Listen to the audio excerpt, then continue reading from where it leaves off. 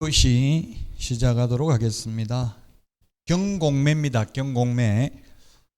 경공매 관련 내용이 굉장히 어렵습니다. 경공매가. 근데 시험에는 한 문제밖에 출제 안 되기 때문에 어느 누구한테 들어도 경매 제대로 들었다 할 수 없습니다. 경매만 해도 원래 저도 2달씩 경매만 강의하고 이렇게도 해봤습니다. 502페이지에 있습니다. 교과서는 502페이지. 자, 여기 지금 칠판에 있는 거 요거는 경매와 관련해서 시험에 나오는 경매라는 거는 경쟁매매입니다. 다수의 매수 희망자에게 매수 청약을 하게 하고 그 중에서 가장 높은 가격으로 매수 청약을 한 자에게 매도 승낙을 함으로써 이루어지는 매매 계약을 경매라고 합니다. 제가 옛날에 설봉공원에서 도자기 경매하는 거 봤어요. 연예인들 와가지고. 자, 10만 원부터 시작합니다. 11만 원 하니까. 예, 11만 원. 자, 다음 더 써낼 사람 12만 원, 13만 원. 13만 원쯤 되니까 예, 낙찰됐습니다 하고 끝내버리더라고. 원래대로 하면 우리 경매는 그런 식으로 하면 안 되고 3회 호창을 해야 돼요. 자, 13만 원 불렀습니다. 13만 원, 13만 원 이렇게 3번 호창해도 더 이상 부르는 사람 없으면 그때 입찰을 종결할 수 있습니다. 법에는.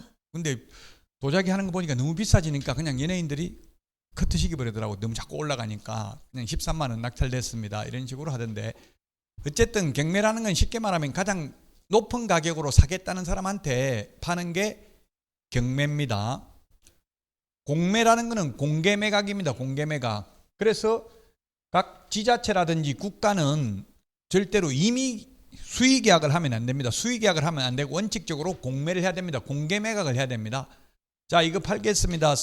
사고 싶은 금액 써내세요 해가지고 가장 높은 가격에 팔아야 됩니다. 왜냐하면 공무원들이 자기 재산 아니기 때문에 싼 가격으로 팔고 리베이트를 받을 가능성도 있죠. 그래서 공개매각 줄임말이 공매입니다.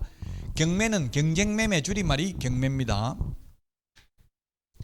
자, 경매 중에서 이제 우리 시험에 나올 수 있는 게 임의경매, 강제경매입니다. 임의경매는 임의로 하는 경매가 임의경매, 강제로 하는 경매가 강제경매인데 이 말만 들어가지고 좀 알기 어렵죠.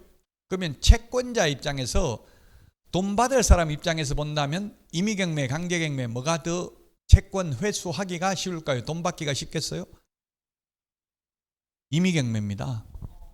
임의경매는 그냥 임의로 경매 넘길 수 있습니다. 우리나라에서 자력구제는 인정되지 않습니다. 임의경매를 하려면 담보물건이 있어야 됩니다. 저당권, 건저당권 이런 게 있어야 됩니다. 전세권 이런 게 있으면 바로 경매 넘길 수 있습니다. 전세권을 설정했는데 전세금을 안 내주면 전세기간이 끝나도 그냥 곧바로 경매 넘길 수 있습니다. 그런데 강제경매를 신청하려면 집행권원이 있어야 됩니다. 그 집행권원이 가장 대표적인 게 판결문입니다. 예를 들어서 전세권은 전세금 안 내주면 곧바로 경매 넘길 수 있지만 임차권은 임차보증금을 안 내주면 곧바로 경매 넘길 수 있는 게 아니라 임차보증금 반환 청구 소송을 제기해서 승소 판결문에 의해서 강제경매를 신청할 수 있습니다. 그래서 강제경매를 신청하기 전에 먼저 가압류를 해놓습니다. 대부분. 왜냐하면 그냥 집행권원을 받는 사이에 재산 다 빼돌려버리면 휴지 조각에 불과하죠. 저도 돈을 많이 떼였는데요. 강사료도 많이 떼였는데 제가 그래서 소송해가지고 승소 판결문 받았어요. 받아도 쓸모가 없더라고. 휴지 조각에 불과해요. 재산 명시 신청해보니까 재산 없다고 안 하고 응하지 않더라고요. 전두환 전 대통령은 29만 원밖에 없다 이렇게 말했잖아요. 근데 제가 하니까 아예 응하지를 않더라고. 응하지 않아서 재산 조회해보니까 어떤 금융기관에 500만 원 있더라고요. 그래서 그 금융기관 압류해가지고 봐달라고 돈 달라고 연락하니까 어제 찾아갔는데요 이렇게 하더라고요. 알려주는지 어떻게 알고 어제 찾아가 버렸다더라고요. 그럼 끝이에요. 그래서 채무 불이행자 명부에 등재해가지고 10년간 신용불량자로 관리하는 것밖에 없더라고요. 10년 지나기 전에 또 다시 소송을 해가지고 승소 판결문 받아가 또 연장시킬 수는 있습니다. 채권 소멸시효가 원칙 10년이죠. 그래서 신용불량자 돼서 너 생활하는데 어렵지 않냐 하니까 신경 쓰지 말라 이러더라고요. 신용카드 이미 발급된 거는 쓸 수도 있대요. 새로 발급 안 되고 통장도 이 기존에 있는 거는 쓸 수 있고 새로 발급만 안 되는 거예요. 그러니까 별 불편한 게 없어요. 또 금융기관이 이거 압류하기가 쉽지 않은 게 국민은행, 농협중앙회 이런 거는 농협중앙회 압류하면 모든 지정도 다 압류가 됩니다. 그런데 새마을금고라든지 아니면 그 농협도 지역농협 있잖아요. 지역농협, 옛날 단위농협 이런 거는 각 별도 법이니까 각각 다 압류를 해야 돼요. 어디 있는지 알 수가 없잖아요. 전국에 한두 개가 아니고. 그래서 막 자꾸 그 신경 쓰니까 와이프가 그러다 죽는다. 그냥 신경 쓰지 말고 돈 받으려다 죽으면 그만이니까 포기하고 살아라. 못 받을 건 아무리 무슨 짓을 해도 못 받는 거니까 그냥 포기해라 해서 그냥 포기하고 있어요. 그 신용정보회사에 양도할 수는 있는데 전화는 안 해봤어요. 그 양도하면 또 수수료 내야 돼. 미리 돈 받는 고려 신용정보 주식회사 이런 데 있잖아요. 근데 넘길래 안 줘도 돼?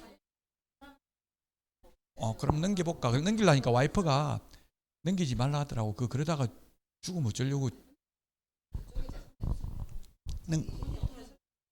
넘겨도 못 받아요. 그러니까 소용없는 거예요. 자, 경매 넘어가면 소재주의, 소재 503페이지, 우리 교재 53페이지에 보면 1번 소멸주의, 2번 인수주의 이렇게 돼 있죠. 소멸주의, 소재주의, 삭제주의, 말소주의 같은 말이에요.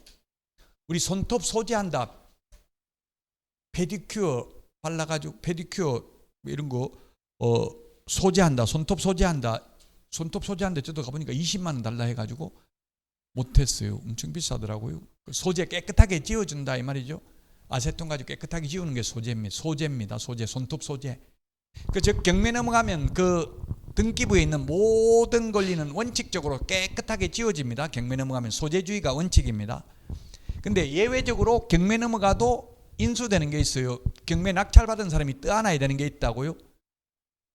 낙찰받은 사람이 떠안아야 되는 거는 위험하잖아요. 그러니까 낙찰가가 떨어지겠죠.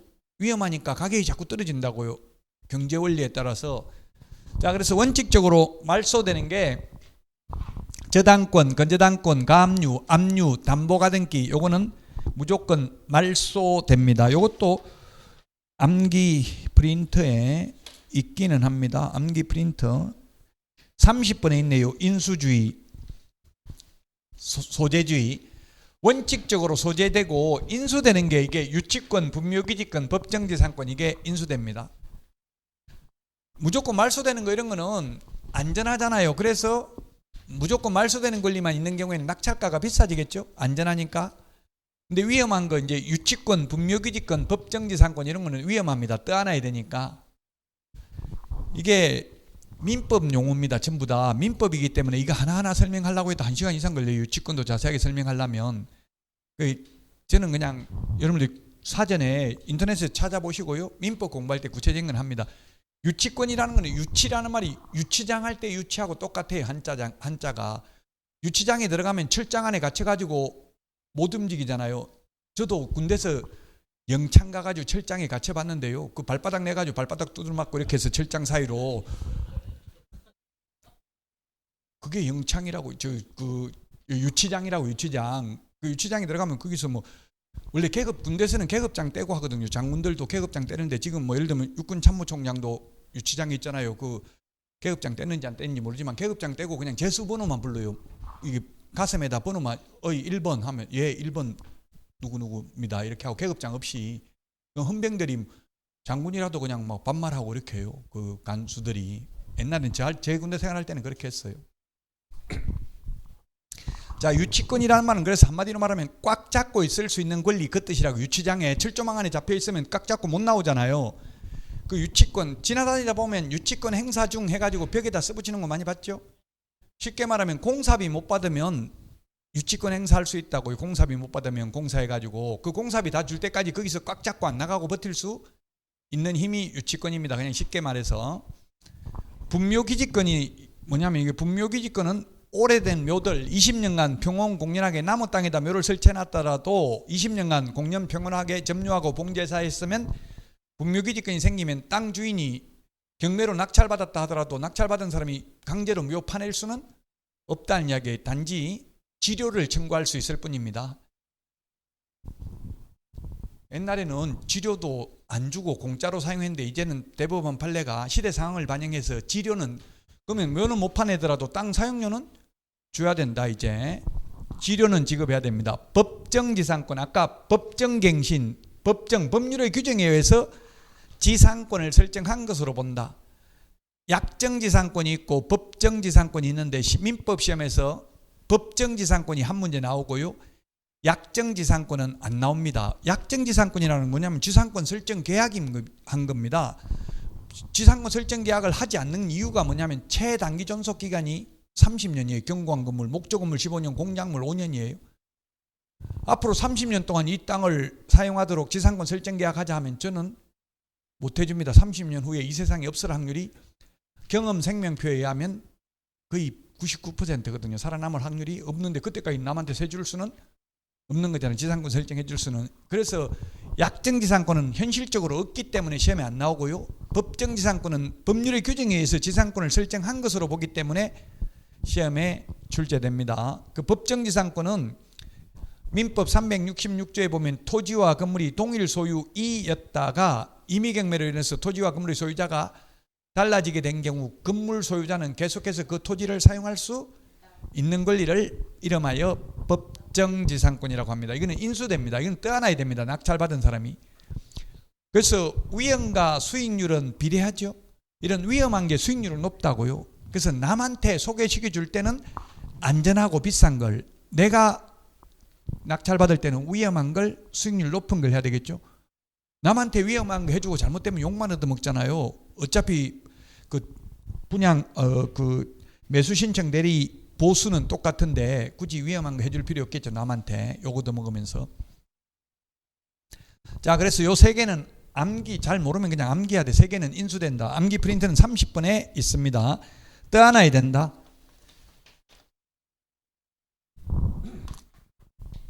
자, 경매 진행 절차입니다. 제가 며칠 전에도 안양 수원지방법원 안양지원에 갔다 왔는데 이 법원에 제가 감각이 떨어질까 봐 한번 법원에서 어떻게 경매하고 있는지 며칠 전에도 한번 가봤어요. 가가지고 그 입찰표하고 입찰봉투하고 이런 것도 다 받아오고 했는데요. 자, 먼저 경매 신청은 누가 하느냐면 채권자가 돈 받을 사람이 경매 신청을 합니다. 법원에다가 신청하면서 경매 비용을 예납해야 됩니다. 그게 보통 한 1.5% 이 정도 됩니다. 만약에 1억짜리면 한 150만 원 정도 내야 됩니다. 이건 정확한 건 아니고요. 대략 그 정도 된다고요. 예납 미리 내야 된다고. 낙찰받은 사람이 미리 냈기 때문에, 예납을 했기 때문에 요거는 나중에 배당할 때 가장 먼저 배당받습니다. 그리고 나서 이제 법원에서 경매 개시 결정을 하고, 경매 개시 결정을 하면 압류 효력이 생기고, 경매 취하 시 압류 효력은 소멸합니다. 취하라는 것은 신청하는 사람이 포기하는 걸 취하라고 합니다. 고소 취하. 고소한 사람이 포기하는 걸 취하라고 합니다. 기각이라고 하는 거, 기각, 각하, 뭐 인용 이런 말 지금 요즘 헌법재판소 뭐 이런 거 계속 생중계하니까 법률 용어를 엄청나게 국민들 의식 수준이 높아졌대. 법 공부를 많이 했대. 지금 헌법책도 엄청나게 많이 팔리고 있대요.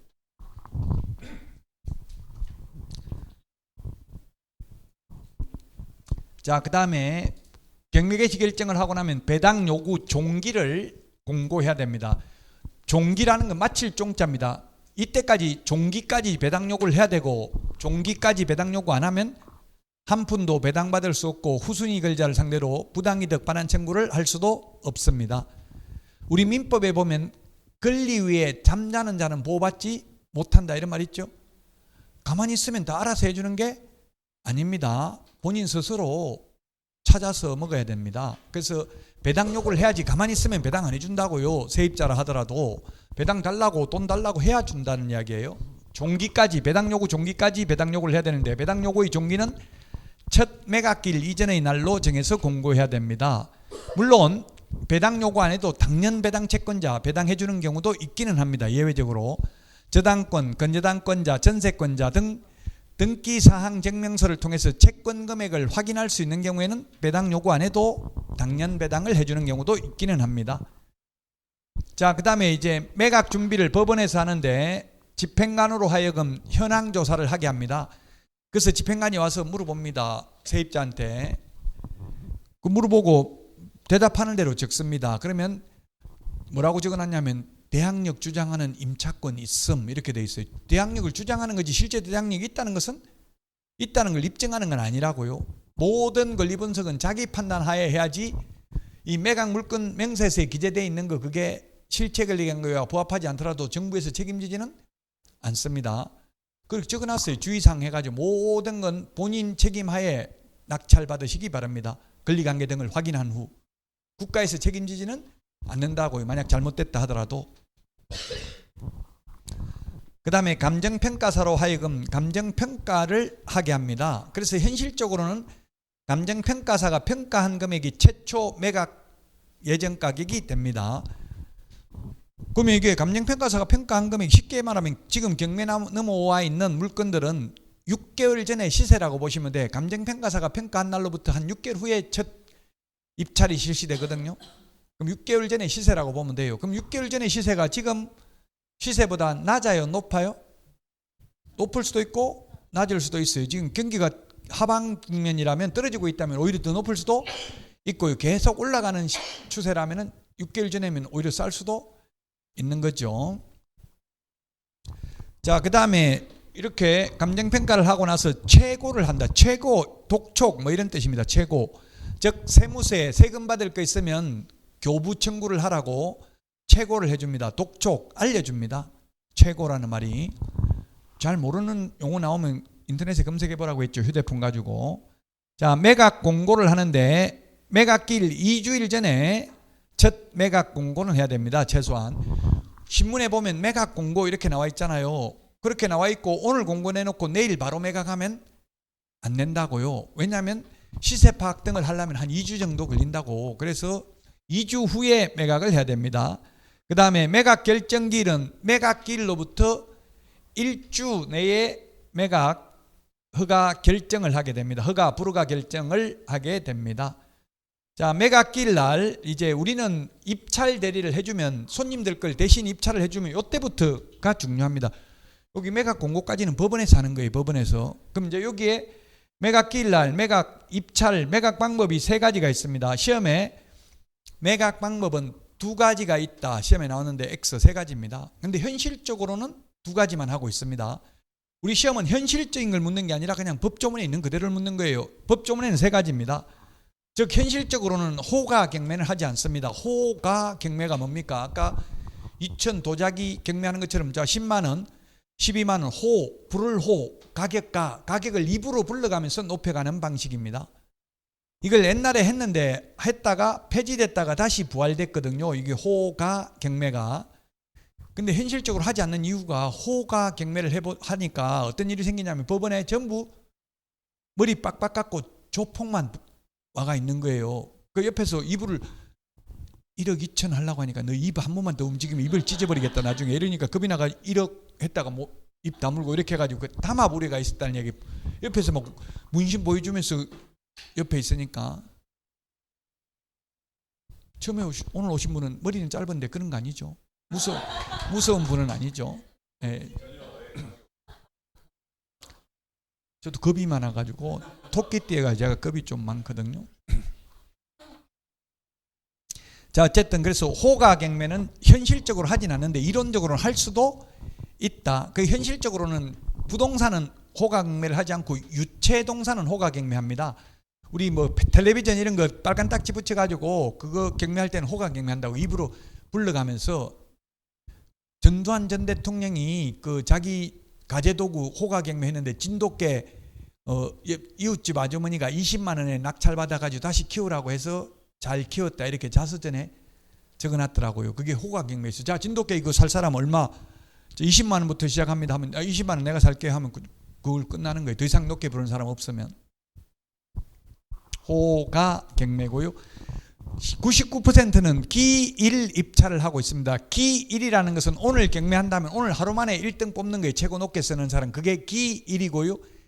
기간은 많이 없는데 기간은 있기는 있어요. 기간은 입찰 기간을 일주일 이상 한 달 범위 내에서 입찰 기간을 주고 그 기간 내에 입찰한 사람들 중에서 다시 뽑는 거예요.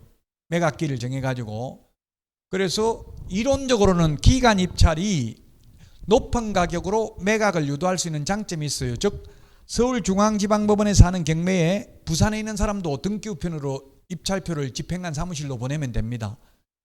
누가 얼마 쓰냈는지 전혀 알 수가 없습니다. 근데 기일 입찰을 하면 하루 만에 뽑으면 법원에 가보면 그 매각 물건 명세서 앞에 사람들이 막 줄을 많이 서 있고 이러면 왠지 경쟁이 얼마 써내는지는 모르지만 경쟁이 높다는 것은 알 수 있겠죠.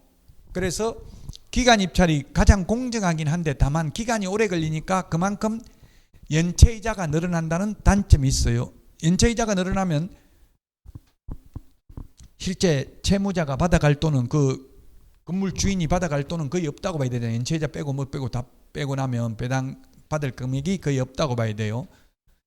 자, 매수 신청 보증금은 최저 매각 가격의 10%입니다. 암기 프린트 56번 맨 마지막에 56번에 10분의 1에 56번에 10분의 1에 동그라미 1번에 있죠. 최저 매각 가격이 10분의 1입니다. 그런데 시험에 응찰가, 낙찰가, 매수 신청가의 10분의 1 X입니다. 자기가 써낸 금액이 10분의 1 X라고요? 보통 계약금이 아파트 같은 것도 보통 분양가의 10% 정도 되는 게 통상적이죠. 법에 계약금을 10% 받아라 이런 법은 없어요. 근데 분양이 잘 될 것 같으니까 제가 옛날에 20% 계약금 낸 적도 있거든요. 근데 분양이 안 될 것 같으면 5% 내라 하고 어떤 경우는 뭐 한 500만 원만 내고 잔금 입주할 때까지 안 내도 된다 이런 경우도 있어요. 미분양이 많으면. 근데 경매는 10%를 내야 되는데 자기가 써낸 금액이 10%가 아니라 최저 매각 가격이 10%라고요. 왜 그러냐면 자기가 써낸 금액이 10%로 옛날에 했었거든요. 응찰가, 입찰가, 매수 신청가의 10%를 하다 보니까 어떤 일이 생겨요. 자꾸 높게 써내려면 돈을 더 넣어야 되잖아. 임찰 봉투에다. 그러면 사람들 옆에 사람들 저 사람 높게 쓰네. 뭔가 좀 다르게 쓰냈나 보네. 자꾸 돈을 갖다 넣는 거 보니까 얼마인지는 정확하게 몰라도 이렇게 해서 비밀이 누설될 우려가 있었고요. 또 전두환 전 대통령 연희동 집이 옛날에 별채가 경매 넘어갔는데 최저 매각 가격이 8억이었는데 이창석 씨가 처남이 16억 써내가지고 낙찰받았어요. 그럼 16억 써내려면은 1억 6천 있어야 되는 자기 써낸 금액이 10%니까 8천만 원만 돈을 준비해놨는데 갑자기 1억 6천 써내도 따라서 입찰에 참여할 수가 없죠. 돈을 안 가져와가지고. 그래서 공정한 경매가 안 될 수도 있고 매수인의 경제적 부담을 경감시키기 위해서 이제 얼마 써내든지 상관없이 최저 매각 가격이 8억이면 8천만 원만 무조건 낸다고 다 똑같이 내가 9억을 써내든 10억을 써내든 최저 매각 가격은 감정평가사가 평가한 금액을 기준으로 법원에서 정하는데 현실적으로는 그냥 감정평가사가 평가한 금액이에요. 시세라고 시세. 그거 10%지 내가 써낸 금액 10%가 아니다. 그래서 시험에는 입찰가, 응찰가, 매수 신청가 10% X로 나왔다고요. 최저 매각 가격 10%다. 차순위 2등은 최고가 매수 신고인 신고한 금액에서 그 보증금을 넘는 때에만 차순위 매수 신고를 할 수 있다. 차순위가 2등이에요. 2등. 2등인데요. 기출문제 이런 게 출제됐죠. 최저 매각 가격이 2억인데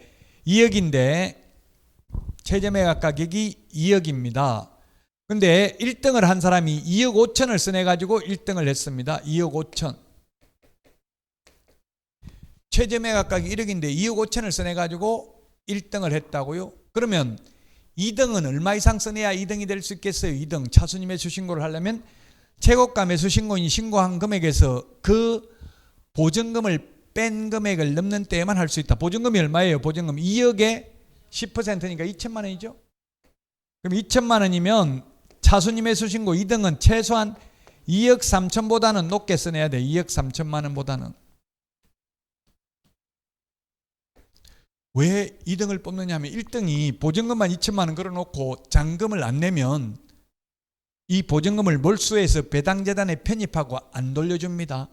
우리 매매계약에서도 계약금만 걸어놓고 잔금 안 내면 계약금 떼이잖아요. 이것도 떼인다고. 그럼 떼이는 거 2천만 원 하고 2등한테 2억 3천에 팔아도 1등한테 2억 5천에 판 거나 마찬가지죠. 그래서 2등을 뽑는다고요. 그럼 현실적으로 제가 법원에 가보니까 차순위 매수 신고 하렵니까? 묻던데요. 차순위 매수 신고를 할 실익이 있어요? 없어요? 현실적으로?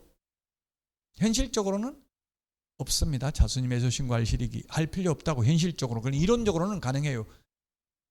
근데 할 필요 없는데 꼭 해야 되는 거는 예를 들면 애인한테 내가 낙찰받아 준다 이야기했는데 2등을 했어. 1등이 2억 5천 써내고 나는 2억 3천 써내가지고 2등을 했다고요. 그 막 애인이 울고불고 해 억울하다고 그러면 그런 거는 사랑하는 마음을 표현하기 위해서 만약 이 사람이 보증금만 걸어놓고 잔금 안 내면 내가 사줄게 이렇게 할 수는 있다고요. 근데 현실적으로 좋은 물건은 보증금만 내놓고 잔금 안 낼 이유가 없다고. 경락 잔금 대출 해가지고 보통 한 80% 이상 대출되더라고요. 우리 일반 대출은 LTV 적용돼가지고 최대 매매가 70% 이상은 대출이 안 돼요. 현실적으로 LTV, DSR 이런 게 적용돼가지고.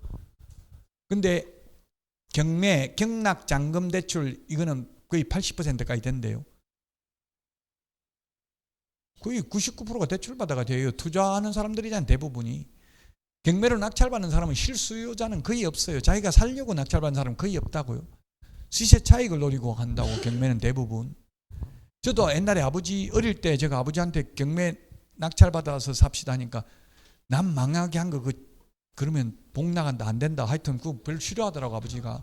남 망하게 해가지고 거기서 사는 거는 그건 안 좋다 이렇게 이야기하던데 어쨌든 대부분 투자 목적으로 많이 해요. 경매는 실제 거주하려는 것보다.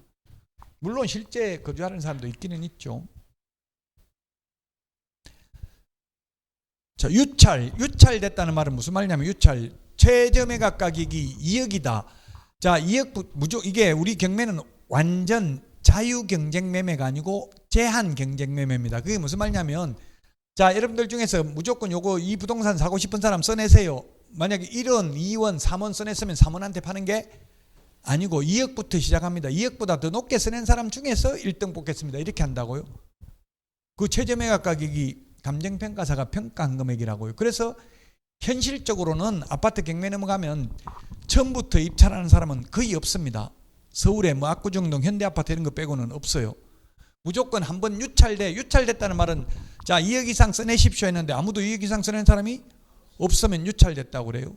아까 경매는 돈 벌려고 한다고 했는데 대부분 그냥 처음부터 입찰해버리면 시세나 똑같다고. 그러니까 한번 유찰되면 20% 또는 30%를 깎아줍니다. 경기도, 서울은 20%, 인천이나 강원도 이런 거는 법원마다 달라요. 30% 깎아줍니다.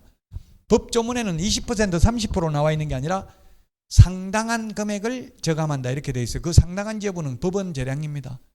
그 통상 20% 깎아줍니다. 2억이면 4천만 원 깎아준다고 한번 유찰되면 그럼 1억 6천부터 이제 써낼 수 있다고요. 그래서 한번 유찰될 때까지 기다려요. 그 유찰됐을 때는 저감 깎아준 후에 다시 새 매각을 실시한다. 또 유찰되면 또 깎아주겠죠. 그 어떤 거 유찰되겠어요? 위험한 거는 계속 유찰되고 안전한 거는 또 바로 낙찰되는 경우도 있어요. 근데 현실적으로 제가 법원에 계속 가보니까 두 번 유찰돼서 2억짜리가 1억 6천 했다가 또 한 번 더 유찰되면 1억 6천에서 또 20%를 깎아준다고요. 그럼 약 3천만 원 깎아주겠죠. 그러면 뭐 얼마예요? 1억 6천에서 3천만 원 1억 2천 1억 2천부터 써내십시오 하면 그때 또 오히려 막 한 2억 가까이 비싸게 써내는 경우가 있더라고. 가만히 있다가 한 번 유찰될 때까지 가만히 있다가 사람 심리가 좀 부동산은 심리죠. 심리전이에요. 두 번 유찰됐다 이거 와 처음 한 번 유찰되면 별로 사람들이 별로라고 생각하는데 두 번 유찰된 건 좋은 물건이다 생각하는 거예요. 그 좋은 물건인데 막 사람들이 줄을 많이 서가지고 있어요. 아 그럼 비싸게 써내야 되겠다 이렇게 하는 경우도 있다고요. 근데 그 조심해야 될 게 법원에 가보면 그게 경매 강의 듣고 실습하러 온 사람들이 굉장히 많아요. 실제 입찰하려고 온 게 아니고 사람 줄 많이 서 있다고 무조건 경쟁이 치열하다 이렇게 볼 필요는 없다는 이야기예요. 자, 그 다음에 이제 매각 결정 기일은 매각 허부 결정, 허가 또는 불허가 결정을 하는데 이때 매각 허가 결정 기일까지 농지의 경우 농지 취득자익 증명을 제출해야 되고요. 매각 불허가 시 새 매각을 합니다. 그 다음에 적시 항고. 적시 항고라는 말이 있는데 명령이나 결정에 불복하는 걸 항고라고 합니다. 이거 이 사람한테 낙찰해주면 안 된다. 항고할 수 있다고. 항고하려면 매각 대금의 10%를 보증금으로 내야 됩니다. 매각 대금의 10%를 보증금으로 내야 된다. 항고, 항소, 일반 재판, 1심 재판에 불복하는 걸 항소. 하죠. 그다음에 고등법원 재판에 불복하는 걸 상고라고, 대법원에 상고한다고 합니다. 뉴스에 계속 나오더라고. 뭐 이재명 대표의 항소심 재판이 뭐 3월 달에 선고된다 이렇게 나오더라고. 항소심이면 벌써 고등법원이란 얘기죠. 상고심이면 대법원이고요. 그런 법률 용어를 뉴스에 나오면 좀 보시라고. 요즘은 법적인 게 엄청나게 나오더라고요. 지금 우리나라는 법조인들이 지배하고 있대요. 서울법대 출신이 국회의원 300명 중에서 50명이 넘는데 서울법대 출신만. 그러니까 법 공부를 하시라고 텔레비전에 나오는 뉴스 보고도. 자, 매각 대금 납부. 민법에서는 민법 186조는 보면 뭐라고 돼 있냐면 물권 변동 효력은 등기해야 물권 변동, 주인이 바뀌려면 등기를 해야 돼요. 등기. 민법에서는 민법 186조 물권 변동 효력은 등기함으로써 발생합니다. 그런데 민법 187조 등기가 없어도 법률의 규정에 의해서 물권 변동 효력이 생기는 게 있습니다. 민법 187조. 그게 바로 경매, 상속 이런 거는 등기 없이도 상속, 피상속인이 사망하면 자식 겁니다. 등기 안 해도. 마찬가지로 경매도 시험에 이게 많이 나왔어요. 경매는 매각 대금을 다 낸 때 돈만 다 내면 그냥 소유권을 취득한다고요. 물권 변동 효력이 생긴다. 법률의 규정에 의해서. 이번에 그 헌법재판관 마흔혁 헌법재판관 임명해야 된다. 헌법재판소에 있었는데 국회에서는 국회의장은 자동으로 헌법재판관 지위가 아예 국회에서 의결했으면 자동으로 된다라고 인정해달라 했는데 그거는 인정해주지 않았습니다. 임명을 해야 비로소 재판관이 되는지, 임명 안 해도 그냥 국회에서 의결되면 자동으로 헌법재판관 지위를 확보하는 것은 아니다. 법률의 규정에는 왜 그렇게 했냐 하니까 법률의 규정이 없기 때문에 그러더라고요. 각하했다 이렇게 나오더라고요. 각하라는 건 아예 심사 대상이 되지 않는다는 이야기예요. 각하. 등기법에서 절대적 각하 사유 이런 말 나오죠. 등기 관할을 위반한 경우, 등기할 물건이 아닌 경우는 아예 심사하지도 않고 각하한다고. 기각이라는 것은 심사해가지고 인용하지 않는 걸 기각이라는 말을 쓰는 거고요. 인용한다 이 말은 네 말이 맞다, 네가 요구한 거 그게 맞다, 이게 인용한다는 말을 쓰고요. 법률 용어로. 자, 어쨌든 등기 없이도 매각 대금을 다 낸 때에 소유권을 취득한다. 이게 시험에 많이 나왔다고요. 등기한 때에 소유권을 취득한다. X. 매각 허가 결정을 받은 때에 소유권 취득한다. X. 돈 다 내야 소유권 취득한다고요. 자, 그 다음에 이제 그 돈 가지고 배당을 해주고요. 그리고 이제 이전 등기를 해주는데 등기도 촉탁 등기니까 등기소에 갈 필요는 없어요. 법원에서 촉탁 등기를 해줍니다. 촉탁이라는 말은 그 헌법재판소에서도 많이 나오더라고. 서류 송부 촉탁했다 뭐 이런 말 나오더라고요. 좀 어려운 말이긴 한데 촉탁 등기를 해줍니다. 직접 등기소에 갈 필요는 없다는 이야기입니다. 법원에서 촉탁 등기를 해주고요. 인도명령, 명도소송인데 대금 완납 후 6개월 이내만 인도명령을 신청할 수 있습니다. 점유권원이 있으면 불가능하다. 이게 뭐냐면 인도명령은 예를 들면 경매로 낙찰받았는데 그 세입자가 살고 있어요. 방을 안 빼주는 거예요. 빼달라 하니까 먹고 죽을래도 돈 없다. 어디 방을 어디에 나갈 거 아니냐. 빈소를 나가서 얼어 죽으라 말이냐. 이렇게 하고 안 나가고 버티면 그렇다고 강제로 멱살 잡고 꺼낼 수는 없어요. 우리나라는 자력구제가 안 된다 했죠. 싸워가지고 그냥 끌어낼 수는 없다고요. 그럼 어떻게 해야 되냐면 원칙은 마찬가지에 세입자가 월세도 안 내고 방도 안 빼고 버티고 있으면 주인은 강제로 끌어내버리고 다른 데 세놓으면 안 된다고. 법적으로는 어떻게 해야 되냐면 법적으로는 명도 소송을 해서 승소 판결문을 받아가지고 그 판결문에 의해서 집행관을 통해서 강제 집행을 해야 됩니다. 이론적으로는 그게 원칙인데 다만 경매에서는 인도명령 제도가 있습니다. 인도명령. 정당한 권한에 의해서 매수인에게 대항할 수 없는 점유자들의 경우 대금 납부 후 6개월 이내에 인도명령을 할 수 있습니다. 인도명령은 판사한테 인도명령 신청하면 판사가 인도명령서 교부해주면 곧바로 강제 집행이 가능합니다. 돈이 안 들고 시간이 빨리 처리할 수 있습니다. 소송하면 소송은 빨라도 3개월 이상 걸립니다. 지금 소송이 몇 년 걸린 경우도 많죠. 몇 년 걸릴지도 몰라요. 근데 빨라도 3개월 이상 걸린다고. 그래서 옛날에는 인도명령 제도가 없을 때는 3개월 이상 걸리고 소송비 몇백만 원 들어가니까 이사비 몇백만 원 주고 그냥 세입자하고 합의해가지고 나가라 하고 이랬어요. 근데 지금은 인도명령이 가능하니까 인도명령을 하더라도 그 인부들이 와서 물건 끌어내면 일당은 줘야 돼요. 그게 50만 원 이상은 들어가요. 그거는 일당이 보니까 층수에 따라 다르고 다 다르더라고요. 아파트 층수에 따라서 실제 엘리베이터 타면 뭐 1, 2층 차이 나도 별 문제는 없는데 층수에 따라 다르고 이랬던데 그게 몇십만 한 50만 원 이상 들어가니까 보통 요즘은 통상적으로 그래서 세입자들 이사비 한 50만 원 줄 테니까 빨리 나가면 이렇게 보통 협상이 들어와요. 옛날에는 몇백만 원 받아줬어요. 인도명령 제도가 없을 때는 어차피 소송하면 몇백만 원 들어가고 소송기간도 몇 달 걸리니까. 근데 지금은 인도명령 제도가 있기 때문에 그렇게 이사비를 많이 받고 나가기는 어려운 게 현실이라는 이야기입니다. 배당 순서, 요거는 시험에 이때까지 2번밖에 안 나왔어요. 배당 순서.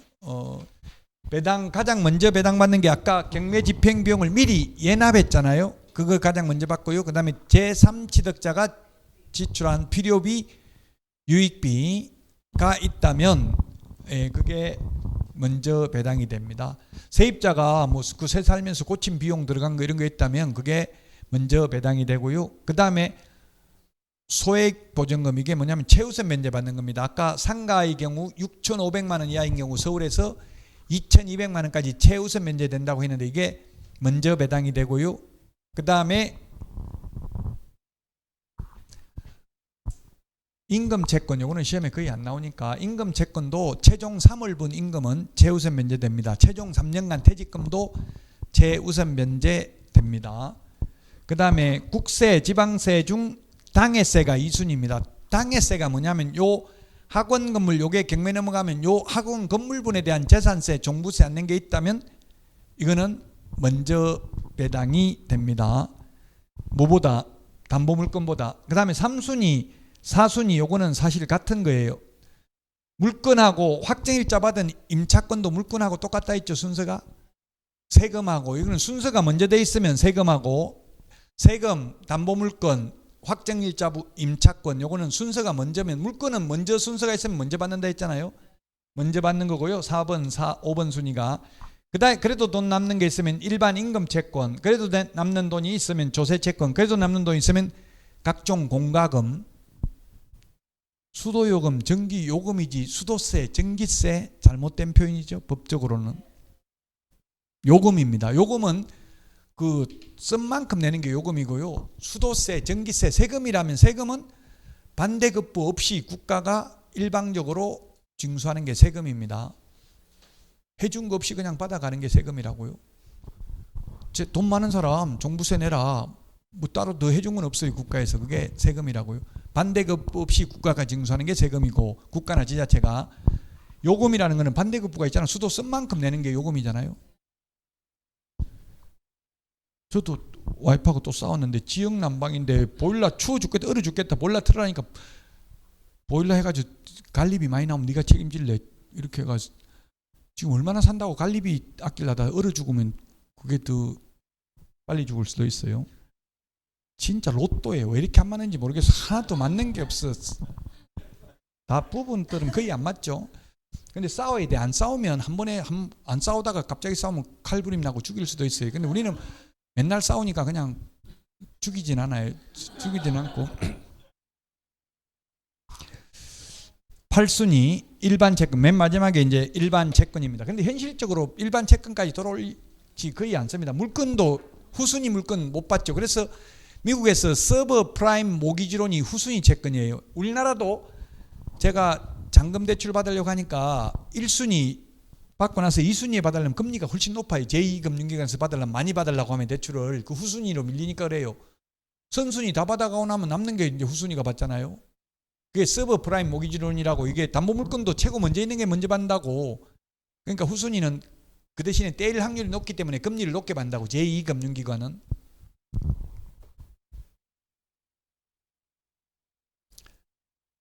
자, 민사집행법의 주요 내용 이미 했던 겁니다. 이거 1번은 시험에 나온 적이 없기 때문에 넘어가고요. 요게 5번이 시험에 가장 많이 나왔습니다. 매수보증금이 최저 매각 가격의 10분의 1이다. 입찰가, 응찰가, 낙찰가의 10분의 1이 아니라 자기가 써낸 금액의 10분의 1이 아니라 최저 매각 가격의 10분의 1이라고요. 금액을 얼마 써내든 상관없이 돈은 딱 최저 매각 가격 미리 준비하면 그것만 내면 돼요. 요거 1억부터 경매합니다 하면 내가 1억 5천 써내도 내가 써낸 금액 10%가 아니라 최저 매각 가격의 10분의 1. 이게 시험에 10번 넘게 나왔어요. 가장 많이 나왔습니다. 경매는 기출문제만 봐야 돼요. 깊이 들어가면 법조문이 330개 조문이고요. 우리 공인중개사법의 10배가 넘습니다. 공부할 분량이. 근데 시험에 한 문제 나온다고요. 효율적으로 공부하는 거는 기출문제만 봐야지 더 깊은 거 보면 안 된다는 이야기예요. 경매는 다 할 수가 없어요. 그 5번이 가장 많이 나왔다. 항고시 보증금 공탁 대상이 확대됐다. 모든 항고인은 항고보증금을 내야 된다. 자, 항고보증금은 매각대금의 10분의 1, 매수보증금은 최저 매각가격의 10분의 1. 암기 프린트 56번 맨 밑에 있고요. 7번도 시험에 많이 나왔는데요. 옛날에는 대금 지급 기일이었는데 지금은 대금 지급 기한으로 바뀌었습니다. 기한이기 때문에 2월 28일까지 돈 내면 된다 하면 27일 날 돈 있으면 내버리면 소유권 취득하는 거예요. 근데 옛날에 기일일 경우 28일이 돈 내는 기일이다 하면 27일 날 돈 있어도 못 내는 거예요. 돈 못 내는 사이 채무자가 빚 다 갚아버리고 저당권 말소하면 경매 절차가 취소될 수도 있다는 이야기예요. 그래서 매수인, 낙찰받을 사람, 원래는 법에는 매수인이라고 하는데 제가 뭐 낙찰자, 경락인, 민법에서는 낙찰자, 경락인 이런 말을 아직도 써요. 민사집행법에서는 매수인인데 매수인이라고 하면 일반 매매에서 매수인인지 경매에서 매수인인지 헷갈리잖아요. 그래서 낙찰자, 경락자 뭐 이런 말을 민법에서는 아직도 쓰고 있어요. 어쨌든 대금 지급 기일에서 기한으로 바뀌었다. 배당 요구의 종기도 첫 매각기일 이전의 날로 앞당겨졌다.